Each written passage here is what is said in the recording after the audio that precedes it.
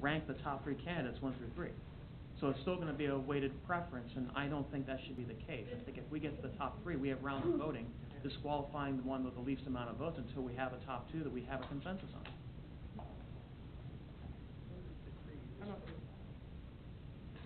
If it's only 3, I can understand that. I mean, I don't think we should have weighted preference on the top 3.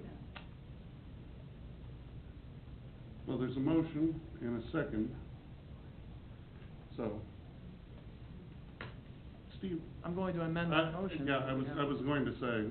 I will amend my motion to include a straight show of hands and rounds of voting once we get to the top 3 until we have a consensus on 3 council members or 3 members of the governing body on a single candidate. Second. Motion Shute, second Harrison, that we amend the final voting procedure on the 3 finalists. All those in favor indicate by saying aye. Aye. All those opposed?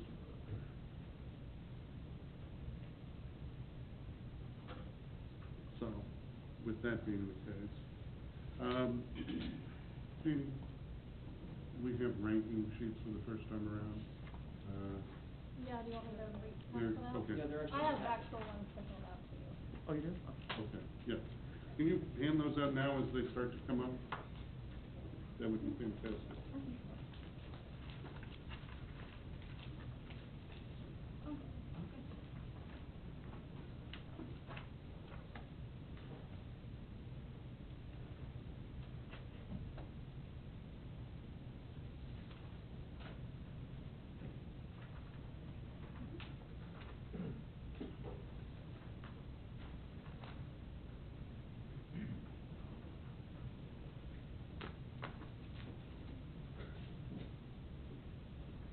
At this point, I would invite Clinton Barney to join us at the podium. It's for real this time. We're sure. No way. Clinton, thank you for coming. Now, the city clerk has a clock on you for 2 minutes. Any chance you can give us an idea of what that sounds like when it goes on? Beep, beep, beep, beep. I'd first like to say, good evening, Mayor, Council. I'm with excellent men up here. I'm honored to be a privilege to be with them and be selected from them. Well, I'll tell you a little about myself. I've been a resident of Kansas since '93, lived in Gardner since 2009. I currently live on a house on North Cedar Street with my wife Bree, my daughter Adrian, and my son Duke. Enjoy getting out in my community and becoming familiar with current businesses, knowing where people from Gardner see us going in the future. Something I'm sure will be useful as a council member. Since Gardner will be our home for many years, I'm very interested in the way Gardner is headed in the future. Another thing to note is that I am the demographic of the people that are moving here to Gardner. I'm young, have a beard, and I have a job. So, as a council member, I have the privilege to watch the town improve and grow. The 3 biggest issues I find with... I'm good. You still got a little bit of time if you want. No, I'm good. I'm short and sweet to the point. In which case, we'll move on. And what are the 3 biggest issues facing the city in the next 3 years, and what steps need to be taken to address them? Number 1 would be debt. Every month I balance my checkbook, and it would be financially irresponsible for me to be in the red at the end of that month. I still have a lot to learn with finance and everything like that, but my hope is that the city I live in and pay taxes to believes the same thing. Gardner is on the mend, and Gardner will continue to confront the prolonged effects of the economic downturn and remain vulnerable to cuts with the city funding.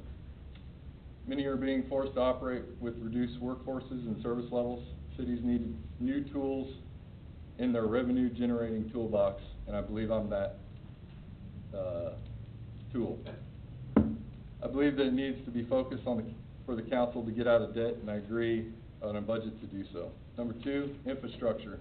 I know several people that work for the city, and I used to work for the, Johnson County Public Works, and they talk about how they're worried about the budget and the funding for city infrastructure.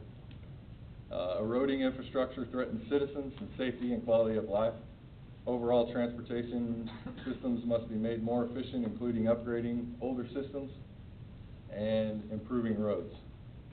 And number 3, the lack of public interest. While public trust in government has declined, the need for public support and engagement is increasingly critical for Gardner.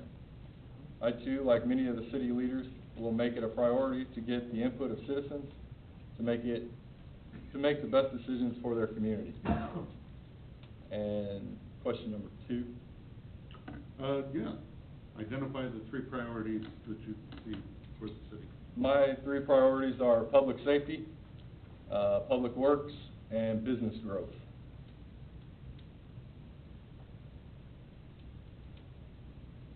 Okay. Question number 3. Where do you Where do you see see the city in 5 to 10 years? Sorry, Mayor. As a resident, I appreciate local business and whom they serve. I believe that businesses decide to open here in Gardner, people will follow. Whether we like it or not, we have to deal with the intermodal, and it's here to stay.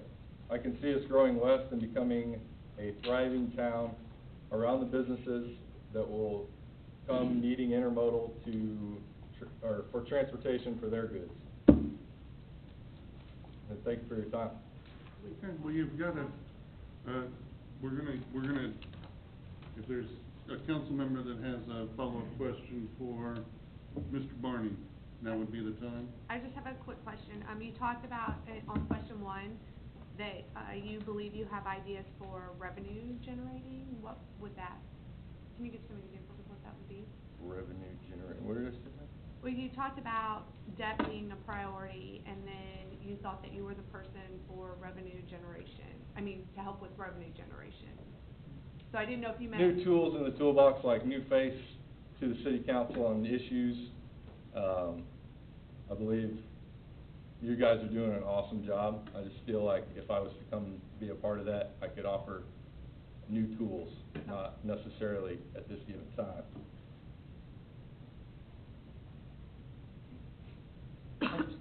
Mr. Barney, I just have one Yep. question. It had to do with growth area. You talked about growing west and managing, or absorbing some of the development opportunities around the intermodal. We don't have very far to grow west because of the North of 56?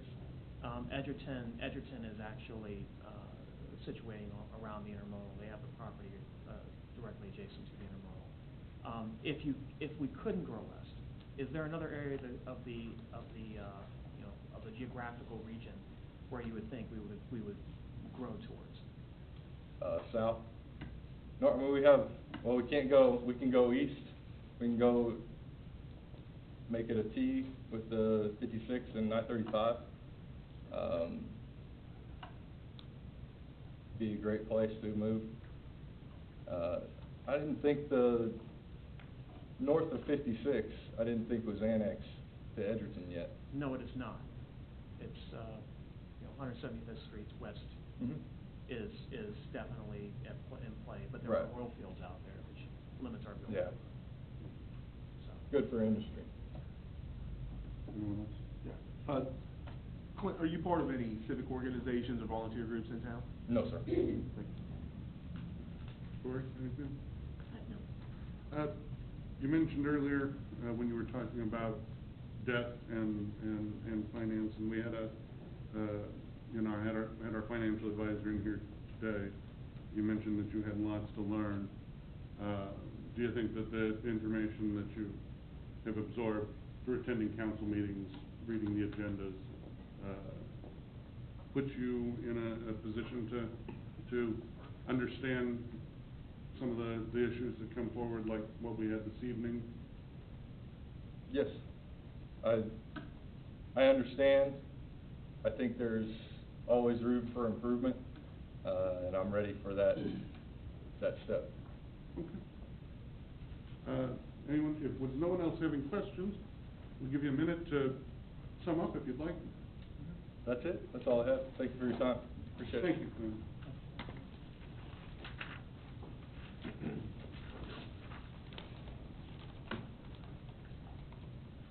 Next up, we've got Sean Carlisle. Sean, welcome. You're going to have a couple of minutes. We've got a little noisemaker if you get a little loquacious, and then we'll move on to the questions. So, welcome and good evening. Good evening, Mr. Mayor, City Council members. I'm Sean Carlisle. I've lived in Gardner the past 8 years.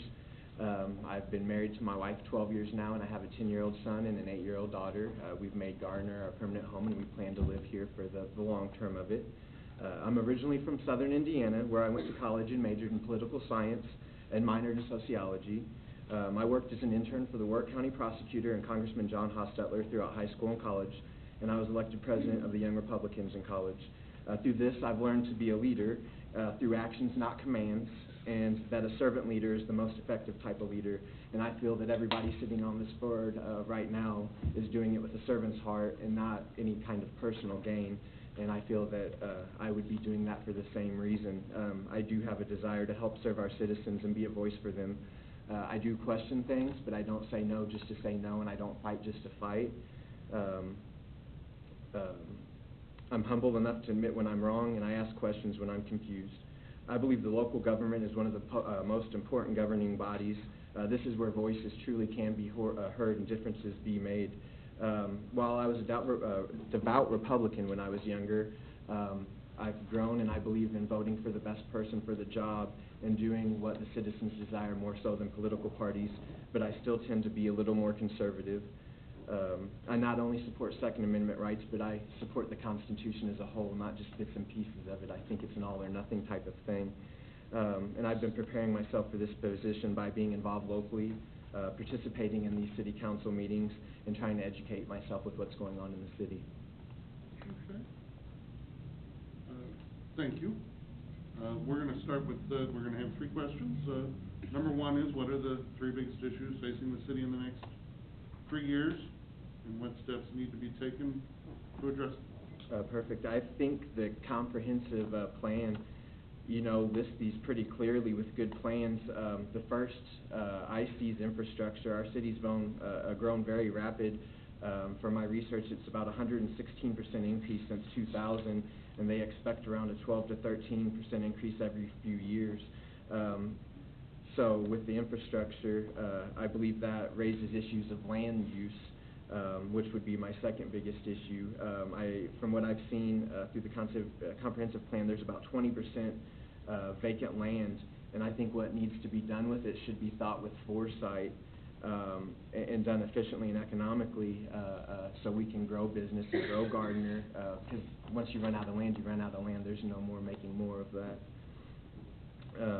And then thirdly, like Clinton, I feel that public participation is another big issue of the city, and I think this is something that I can help with. I genuinely like talking and listening to people. I make it active to be vocal and listen as well.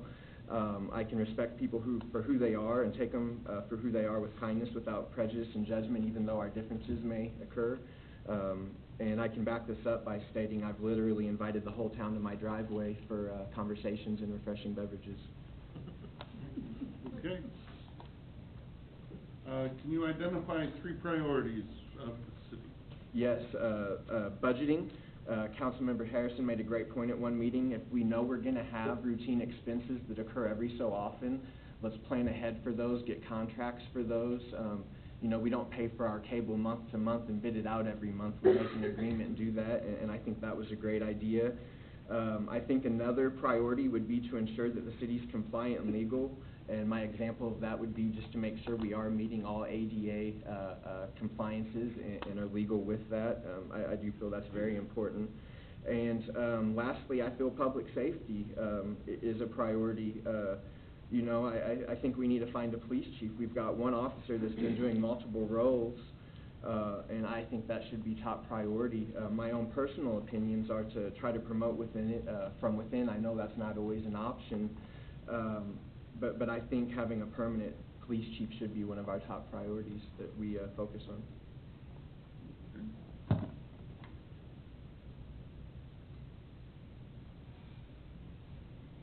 So, number 3 is, where do you see the city in the next 5 to 10 years? Physically, I see it in the same physical location. I think it'd be very hard to move the city. But in all seriousness, in 5 to 10 years, it's estimated to have about another 2,000 citizens, so I'd hope in return that we're bringing in more businesses, so that the taxpayers aren't footing all the expenses for the I hope in 5 to 10 years the things we're planning on today is thought with enough foresight, so when it comes up for needing to be done in 5 to 10 years, that the people sitting in these spots can do it efficiently and economically, and make sure no opportunities are wasted at this current point in time. And with that, we'll give you a minute to sum up. Okay. In close, I believe the city's moving on the right track, especially with things like the comprehensive plan and the capital improvement program. I think there needs to be someone on the council who's not willing to pass everything but not cause dissension in the same case. You know, again, not say no just to say no. I feel there's a lot of great applicants for this position. I think it's going to be a tough call for you guys. If I wasn't chosen, there's many people behind me that I would be stoked to have up there and know that they would do a great job. I do, however, feel I would work well with this current governing body. I can state that we, you know, as people, we may not always see eye to eye and agree on everything, but I think I can, again, do that respectfully and most likely with some laughs. Okay. Well, thank you very much. We appreciate your time. Thank you. Oh, yep, I'm sorry. Questions? No, if we don't want follow-up questions, that's fine. We do. This is all new to us. A question. We'll start on the other side of the deck. Tori, you have any questions? No, not really. Well, no, I don't. This is my rear hair color, yes. Sean, I'll ask the same question. Are you part of any civic organizations or volunteer organizations? I do serve locally at my church. That is a local part of the community. I'm a Sunday school teacher there. I also have a non-for-profit group. It's not a 501(c) organization, but I help men in need that are losing jobs or without a job, help them with their resumes, give them personal hygiene products if they can't afford it, and help get them back in the career place before. My grandfather was big in homeless missionaries growing up and working for the homeless shelters, so I have a heart for that. And there's a certain point once a person gets to, there's no turning back, so I like to keep them from that point and get them on the right track before they hit that. Thank you. Christy? No, I don't have any. Steve? Yeah, I'd like to go back a little bit into your background. You said you majored in political science, minored in sociology. Yes, correct? sir. Were you at Indiana? I was at the University of Southern Indiana. Oh, There's a timeline in Indiana. Yeah, I know. And then there's Kentucky, and then there's Northern Indiana, and that's Yeah. why I say Southern Indiana. It is two different parts of Sure. the Did you state. have a particular concentration in your, a particular area of interest that you had when you were doing your studies in Indiana? You know, my ultimate goal was to become a public defender and then run for a prosecutor and then hopefully ultimately get into Congress. The more I worked with that, the least interested I became with it. I understand. It's hard to stay pleasant about something when there's a lot of unpleasantness around. And in high school, I started an internet-based company that really took off in college, and I started focusing more on IT and computer technology at that point. All right, one last follow-up to that, because that's very interesting. I work in IT, so Okay. The question I had, the last one I had was, where do you see Gardner's strengths when it comes to IT, and when it comes to maybe working maybe as a haven for telecommuters or people who work from home or home business entrepreneurs? You know, What's holding us back? what's holding us back? Yeah. Google Fiber, we need to get it. I don't know that there's really, I don't know that I can say there's anything holding us back from that. A lot of the people I know in Gardner are entrepreneurial. If it's not an internet-based business, it is a home-based business or a local-based business. And I don't know that there's a whole lot holding us back from that. Thanks. Yeah, thank you. Okay. Thank you, Sean.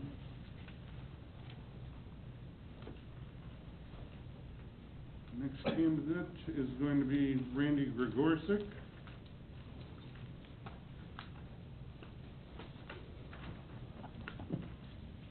Randy, good evening. Good evening, Please. Mayor. Good evening, Welcome. Council. Some opening remarks? Sure, first I want to say thank you for the opportunity.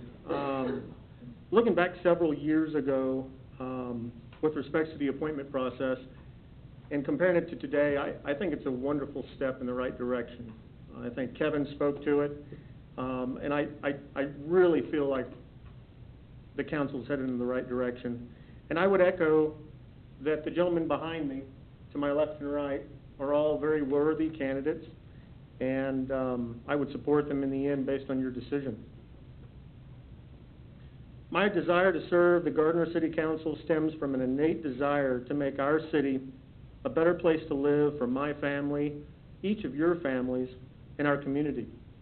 I believe the positive changes can be made by adhering to three simple emphases: city visioning, attracting commercial development, ensuring continued residential development with a healthy police department and attractive community amenities.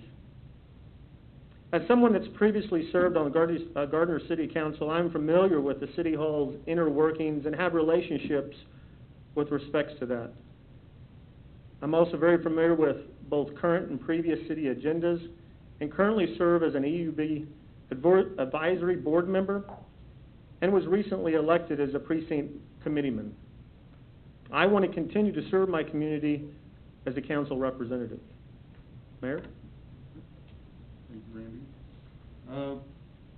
We've got three questions. The first of which is, what are the three biggest issues facing the city in the next 3 years, and what steps need to be taken to address them? EDC, CIP prioritization, city taxes, and the use of those taxes. The citizens need a bold majority to support the city's growth in a strategic way with a focus on current and new opportunities, specifically the commercial growth, which would lessen the quote-unquote stress of the residential tax base. I think the example there, and if my statistics are correct, if you look at 100,000 square foot commercial property, that supports from a tax base about 1,000 households. If you look at it from an electrical perspective, as that large commercial base takes root in our community, that drives down the residential cost. So there's a real gain to each and every one of our citizens here in Gardner, Kansas.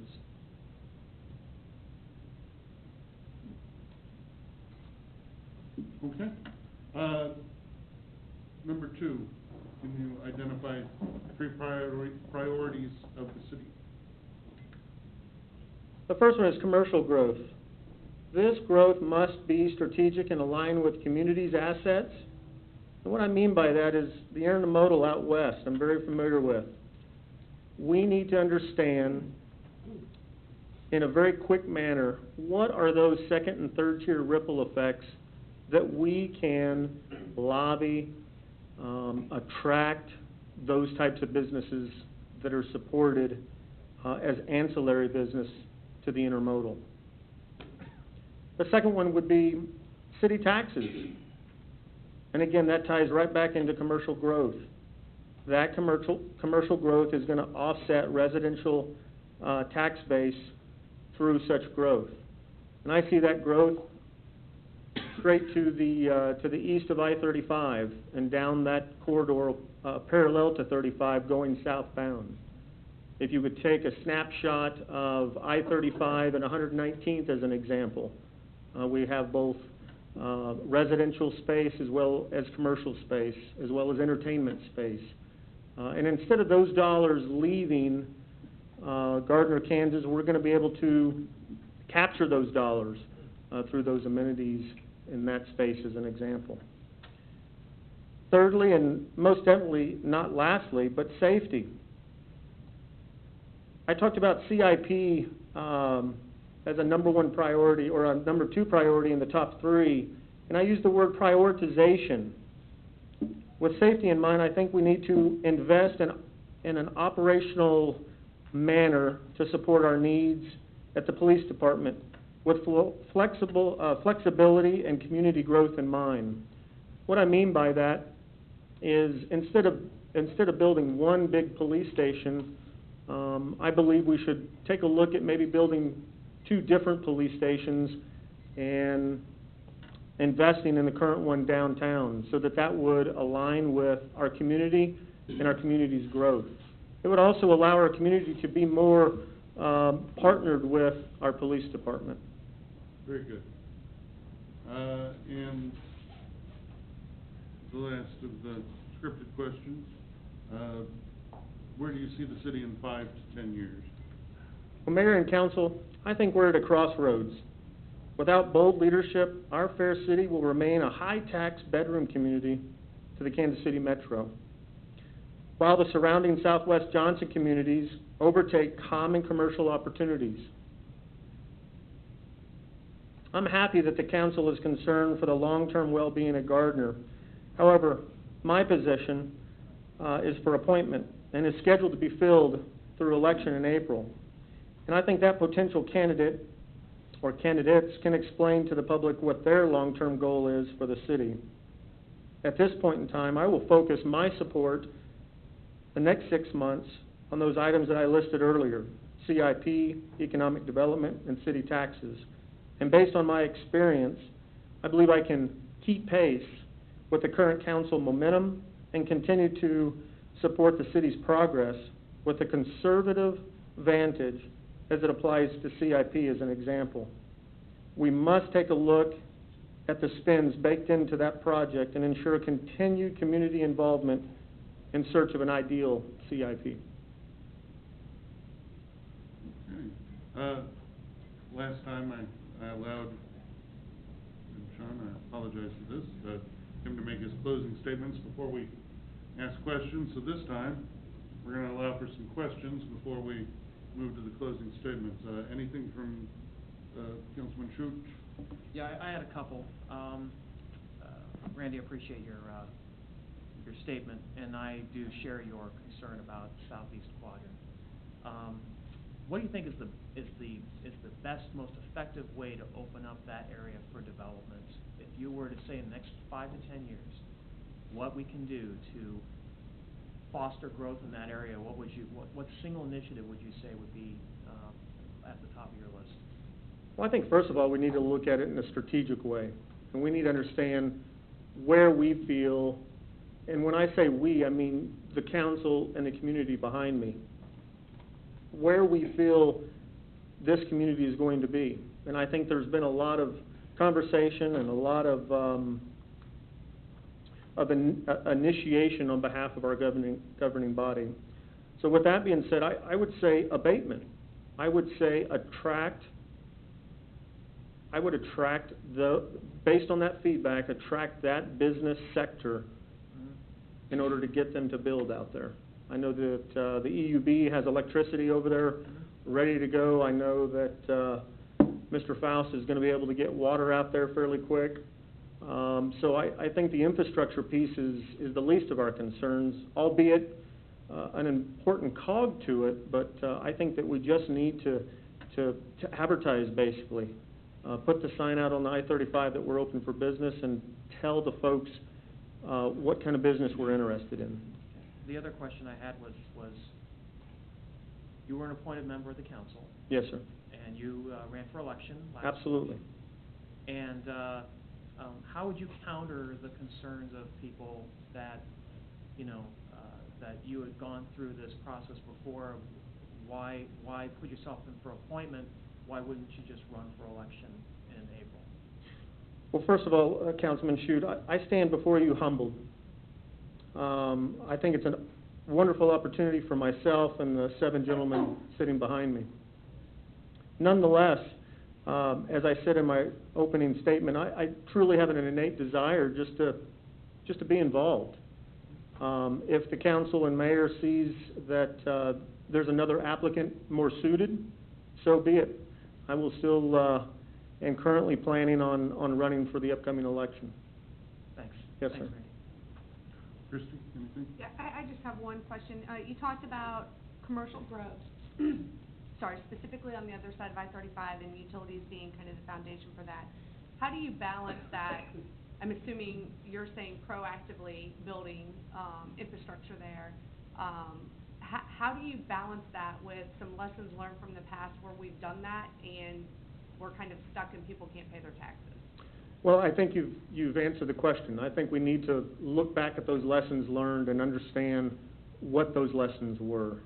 And I know what you're alluding to.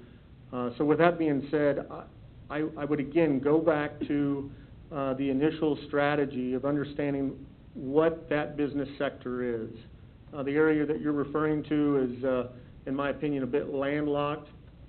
So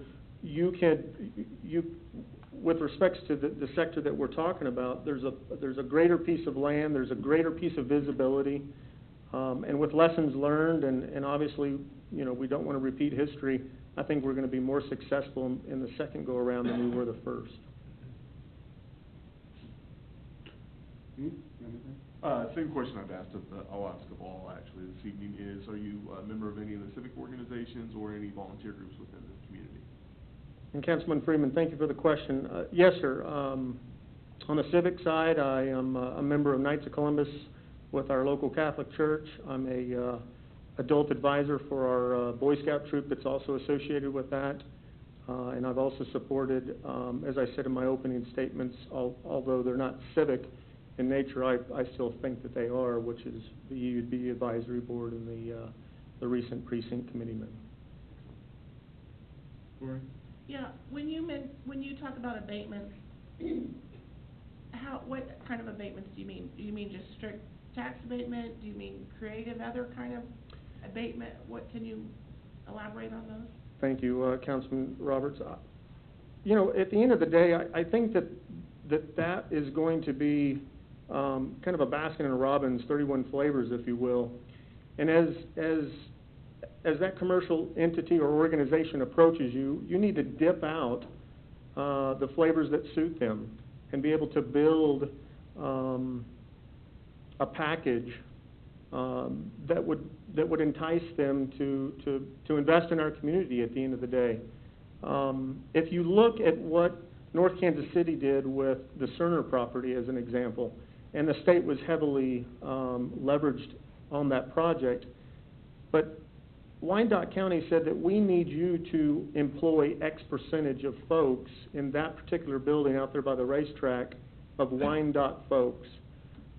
So that's a leverage point because, again, going back to the tax base and trying to lessen the strain that we all have month to month, that's going to support that strain as a community.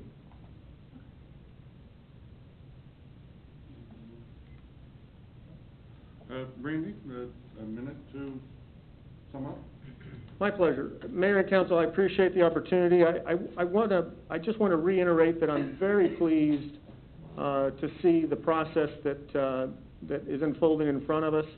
Obviously, I think that we'll have some lessons learned after the process is done and after you guys appoint somebody. But at the end of the day, I think we're headed in the right direction. I believe that each and every one of you have, in good faith, the best intentions for our community, and I would just appreciate that you continue to exhibit that characteristic to each of us out here. Thank you, Mayor and Council. Thank you, Randy. Next up, we have Steve McNear. Saying that correctly, right? That is correct. Steve, good evening. You'd like to take a couple minutes to make some introductory remarks? Thank you for the opportunity, Mr. Mayor and Council. My name is Steve McNair. I've lived and voted within the Gardner city limits, since 2009. And I've lived in the Gardner-Edgerton School District boundaries, since we moved to the area in 2000. My wife, Mina, and I reside at 528 North Elm Street here in Gardner, Kansas. Our son, Adam, and daughter-in-law, Chantel, are building a new home in Fairfield on 185th Street. Mina has been a special education job coach and para at Gardner-Edgerton High School for 14 years. Our son Aaron and his new fiance are currently under contract to purchase a home here in Gardner, Kansas. As all can see, Gardner is our home, and we care deeply for our community and are active in that community. My wife and I are active in the Gardner Community Garden, been a member of the Gardner Chamber of Commerce in the past, and I'm a current member of the Gardner-Edgerton Republican Party. I'm active in our community through my church at Divine Mercy Catholic Community, as a lector at Mass, membership in the Knights of Columbus, a past Grand Knight and officer in that council for 12 years. I'm also a United States Marine Corps veteran, serving 6 years active duty from 1976 to 1982. While there's many great benefits to our community, I believe we can and must improve. As a council member, I'll seek to grow our tax base by helping to promote policy that will attract new and growing businesses to our community, bringing with them employment, economic growth, and tax revenue. I would also seek to flatten the growth of property tax increases, fueled mostly by growth in property values through the reduction in mill levies. I would also seek to replace this revenue by attracting new businesses to Gardner. I would encourage builders in new home construction to return to Gardner by encouraging codes and regulation policies that have caused several contractors to no longer build in our community. Which also adds, I heard the beep. The 2 minutes was up. okay. I hate to interrupt. I've been in exactly that spot, just on a different stage, so Okay. I apologize for having to interrupt. Okay.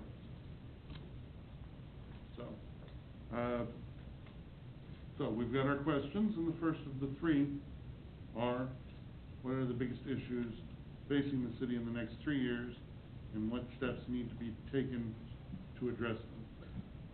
Okay, the three biggest issues facing the city in the next 3 years, what steps need to be taken to address them? Number one, excessive spending. Through examination of expenses contracts, examining process for improvement and reduction in expense, I believe that we should and could empower the city staff to innovate and reward for innovation. They're the ones that are the closest to the money being spent and could very likely be the ones that could bring improvements in those processes and expenses to the council. Number two, attract new businesses to Gardner. Improvement to open and operate new businesses in Gardner, taking away some of the restrictions that some business types have had, even though they bring businesses and serve products and services that the city needs and wants. And the third item is the review of the city infrastructure, inventory and prioritize improvements of infrastructure, bringing spending and need into alignment. I think our second question was what three priorities do we have for our city? Number one is attract new businesses. This brings employment, business opportunity, and tax revenue to our community. Number two, empower and incent city employees to innovate and remove or reduce expenses, improve processes, and reduce or eliminate duplicated expense and effort. And number three, which is something I'm going to kind of go out on a little bit of a limb here, bring our tax and utility structure in line with the rest of Johnson County. I did not have a chance to explain in my opening remarks that as a licensed realtor, I understand very firsthand and full well what challenges this community has in attracting people to come to Gardner, Kansas. While we have a great community, excellent schools, and quality of life, we nonetheless have the highest tax structure and utility expense in Johnson County. And that, I can tell you, folks, is hurting our community and the growth for it. with that, I'll open it to third question. What do I? You've got a third question, which. 5 to 10, 5 to 10 Courteous to years. the city in 5 to 10 years. We're at a crossroads. This community has all the things that we need to grow and succeed and become the city that we want to become.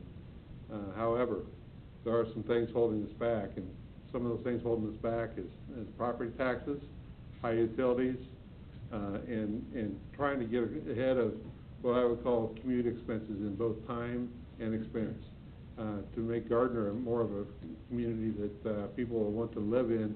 When you're looking at going to Overland Park, for example, that's about an hour of commute time a day, and about $5 to $10 worth of fuel, depending on the type of vehicle you run.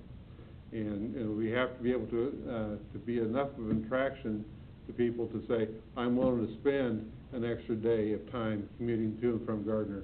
I'm willing to do that, and to do that, we're going to need to invest in businesses and infrastructure and bring economic growth and opportunity and provide the jobs in Gardner, Kansas, to where people don't have to commute back and forth and get us out of the problem that we have as being a bedroom community in Johnson County. Okay.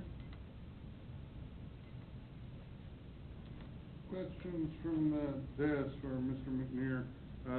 Steve, any questions? Yeah, thanks, Steve. I'll skip my other question because you've addressed it before with your civic organizations and volunteer groups, so that one I won't. But I will ask a little bit specifically to discussing the promotion of a policy that will attract new and growing businesses. I guess if you could expand on what that policy change would be, or what you think the promotion of such a policy would be, as opposed to what's in place now. Councilman Freeman, that's kind of a two-edged question. I think what you're alluding to is what do we give up in order to attract businesses to the community and to the area. Number one, we're going to have to make it attractive from a financial standpoint to do that. But number two, and more importantly, Gardner, Kansas, and being self-employed and being in the small business community, you realize that for a lot of businesses it's very difficult to get through the process to open a new business in Gardner. And I think that's some things that we can do to make some significant and much-needed changes to reduce a lot of the administration red tape, and quite frankly, say, hey, you're going to have to jump through our hoops to be here.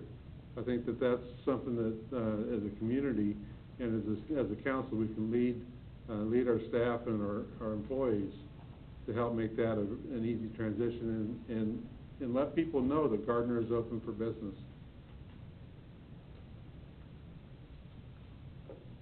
Troy? Sorry, I have two questions.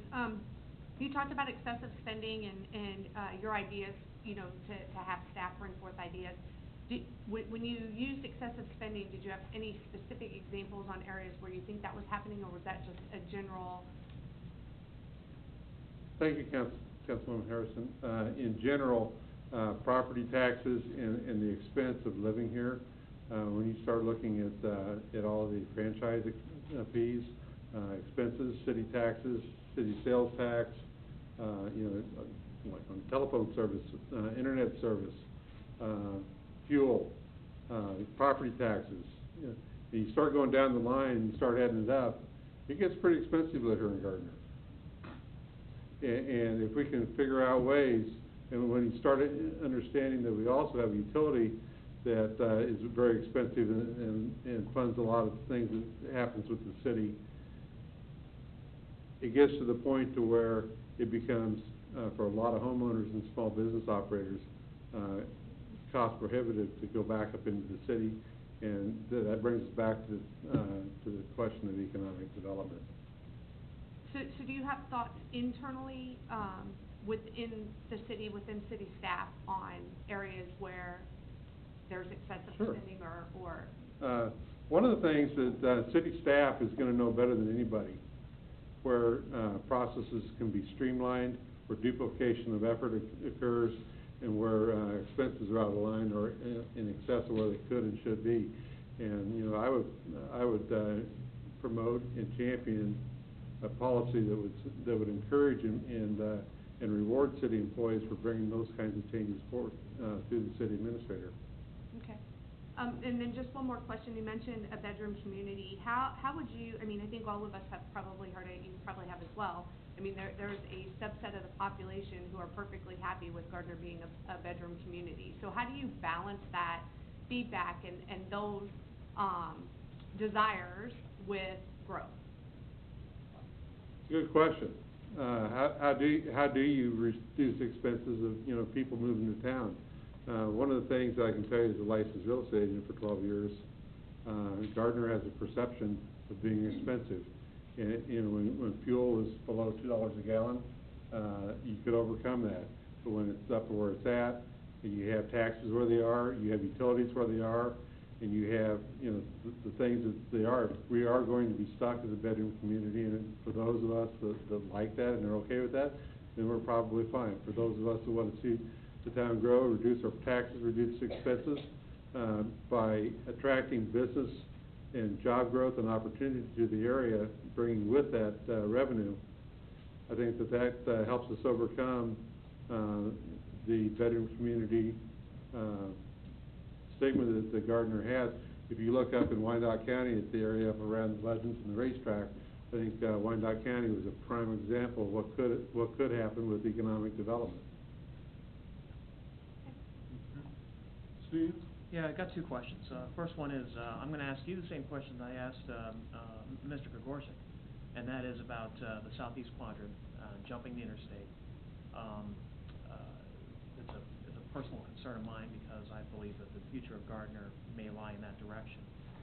What would be the number one item that you could, point to as being the key to developing, that area of the geographical region of, Gardner?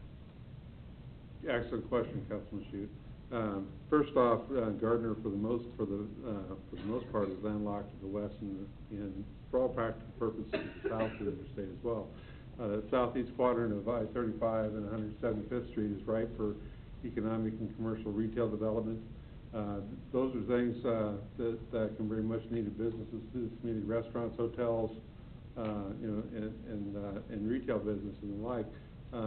In southern Johnson County, the closest shopping center, major shopping center that we have available to us is Oak Park Mall up on 95th Street.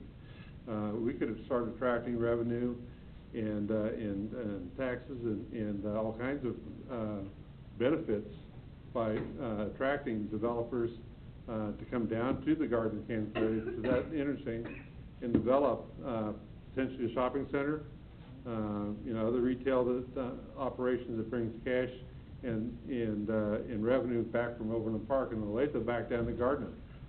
Let's get in the fight and compete for the dollars. The second question I had is, your emphasis is, your real estate is obviously residential, correct? Residential properties? I do transact a small amount of commercial, but probably 95% of my business is residential. Yes, sir. Typically tier 1, tier 2 type of housing, is that correct? So you're talking about under 300,000? Yes, sir. Gardner is primarily $200,000 and below. In my business, my average sale price is just a little over $200,000. Okay, so I'm asking that question for a specific reason. The big reason I've got is, you know, you were talking about, okay, we got a bedroom community here, we want to transition into a mixture, a better, more agreeable mixture of commercial and business and residential development, maybe some additional tier 2 housing that comes into that. The question is, it's the typical chicken and egg question, okay? You got to spend money to make money, but you're saying we're spending too much, but we have to diversify our income streams. So how would you balance those? And Is your question, Steve, that how do we attract tier 2 housing? Well, how do we attract tier 2 housing and commercial development? Maybe the better question would be, how do we attract tier 2 type people? Hmm? Is that kind of where you're headed? No, not really. I mean, you can have tier 2 housing, not necessarily people. Well, the incomes that would be the qualified. Demographic maybe is what we're talking about. Yes, sir.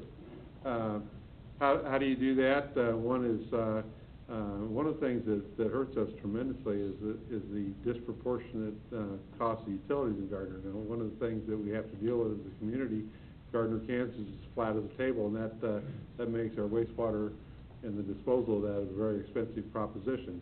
there's really not much, if anything, we can do about that.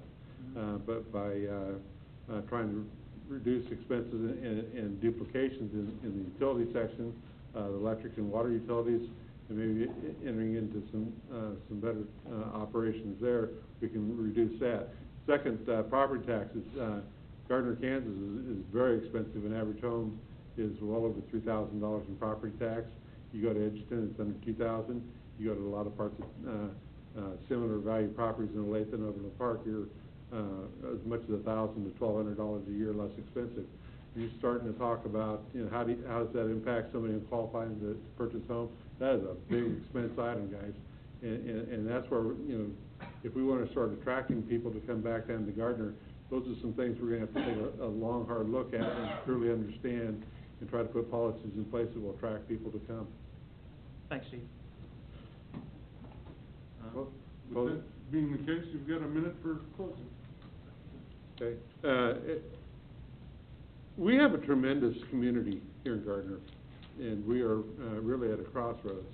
The question in my mind is, how do we go about, accomplishing goals? What are the goals we want to accomplish as a city? I think those are some things we want to and need to define, and then figure out ways to go get it done. One of the things as a small business operator and being self-employed, I'm faced with having to make those decisions and have to work out and work through problems on a daily basis.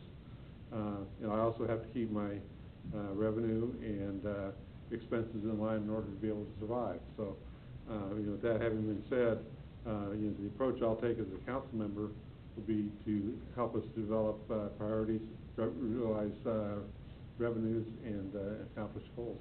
Thank you for letting me have the opportunity. Thanks, Steve. Next to the podium, Lee Moore. Lee, good evening. Good evening, Mr. Mayor, members of the council. And you've got 2 minutes for opening remarks. Okay. Well, my name is Lee Moore. I live at 521 East Dogwood Street with my wife Erin and 2 children, Ian and Emily, and one son in the Air Force out in Alaska, Josh. I moved to Gardner to work for a large employer up in Olathe about 10 years ago. At this large employer, I manage an award-winning engineering team that publishes documentation for integrated avionics systems. Prior to this line of work, I was a helicopter combat search and rescue flight engineer in the United States Air Force. I held two technical degrees from the Air Force, business management degree, and also a Master's of Business Administration. And I've been a private pilot, instrument rated for nearly 15 years. Most people who know me well know that I am firm in my convictions, but compassionate, easygoing, fair-minded. I tend to place a high value on integrity, and I abhor intellectual dishonesty. If appointed, I intend to bring not only the breadth of experience of being a husband, father, neighbor, and engineering professional, but also the same principled, analytical, and fair-minded stewardship to the City Council that I have employed for nearly a year as an appointee on the Electric Utility Advisory Board. To prepare for this appointment, I have volunteered my time on the BPU Advisory Committee. I've attended the inaugural CPA class at the Citizens Police Academy. I'm currently the Vice President of the EUAB, and I also volunteered on the Comprehensive Plan Advisory Committee. And of course, I studied the governing body rules of procedure. Very good. The first question is, what are the 3 biggest issues facing the city in the next 3 years, and what steps need to be taken to address them? Well, the 3 biggest problems I see Gardner facing in the next 3 years is, number one, we've got significant turnover in some key positions in our utility, police, and community development departments. I think to address those, we need to set personnel retention goals, and we need to hold city management accountable for those goals and for that turnover. We need to conduct exit interviews if we're not already, I'm sure we are. But we need to act on the results of those exit interviews. We need to use our merit-based performance evaluation system from the top down. We need to actively engage the city employees and the Human Resources Department to determine where the gaps in wages and benefits are, and study ways for Gardner to become more competitive and be a better employer. And we need to actively manage headcount in all departments. The second is aging water and wastewater infrastructure and rapidly increasing public utility costs. We need to get the politics out of utility governance. We need to hire and retain talented professionals to help us manage the utilities. We need to run all of the utilities like a business. We need to develop a program for maintaining utility infrastructure and keep it funded. And we need economic development to help spread the load. We need to focus on budgeting, and we need to, that's another problem, I guess, that Gardner faces. We need to continually ask ourselves the problem, or the question, what is the return on this investment for the citizens? And if the answer is not increased public safety, improved utility service reliability, attracting business, or long-term cost reduction of the utility reliability service, or increased public safety, then we probably need to, set it aside a little bit, or set it down the road a little further.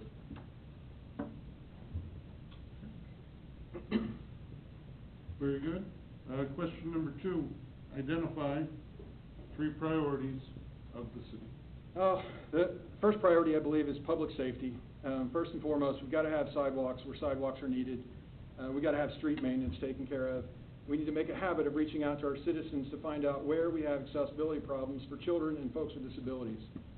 We don't need to wait for them to come to the podium and ask for this help. We need to be out there and looking for this stuff constantly, and stay on top of it.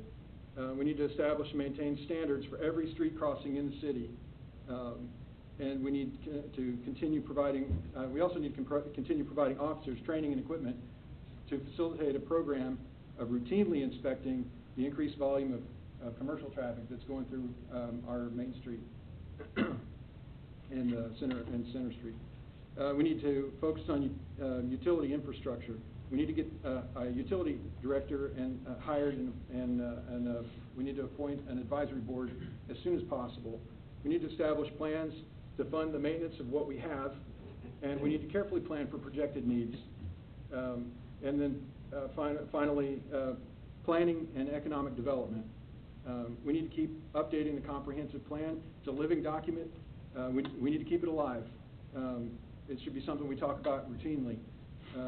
We need to find ways to leverage our location between rail and aviation logistical infrastructure to attract business. And we need to develop and have on hand a ready-made answer to any corporate or high-profile business entities who express an interest in developing in Gardner. I think you guys talked about that tonight with abatements. And that's all I have for those. Okay. With all that being said, where do you see the city in 5 to 10 years? Like Sean, I think it's going to be right here. I don't have a crystal ball, but I know one thing. I'm going to be here in 5 to 10 years, and I'm not going to stand by and let bad things happen here. So I see Gardner realizing the benefits of following a comprehensive plan and complying with due diligence with regard to infrastructure maintenance and public safety. I see renewed growth in previously established but not yet developed residential areas. And I see a stronger and more competitive Gardner overall.